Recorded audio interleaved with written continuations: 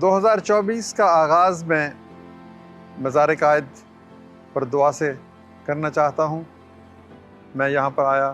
بے نظیر income support programme کے حوالے سے مختلف لوگوں سے ملنے کے لیے، تو ان سے ملنے کے بعد پھر میں مزار قائد پر پہنچا یہ دعا کرنے کے لیے کہ اے خدا ہمیں ان اصولوں پر چلنے کی توفیق عطا فرما جو قائد اعظم نے ہمیں دیے۔ قائد اعظم نے ہی کہا تھا کہ اس ملک میں اس وقت تک خوبصورتی اور حسن و جمال نہیں ہو سکتا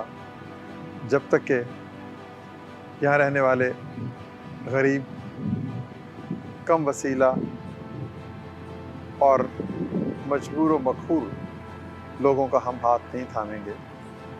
بے نظیر انکم سپورٹ پروگرام ہر حکومت کا پروگرام رہا ہے، ہر حکومت نے اس کی مدد کی ہے، اس کو آگے بڑھایا ہے۔ یہ اس امر کا اظہار ہے کہ ہم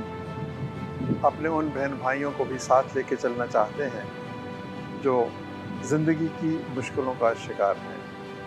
یہ کوئی خیراتی پروگرام نہیں ہے، یہ اظہار محبت ہے، یہ اس امر کا اعلان ہے کہ ہم ہر شخص کو اپنا بھائی یا اپنی بہن، اپنی بیٹی کا درجہ دیتے ہیں، اور ہم سمجھتے ہیں کہ جب تک پاکستان میں ایک شخص بھی غریب ہے، ہم سب غریب ہیں۔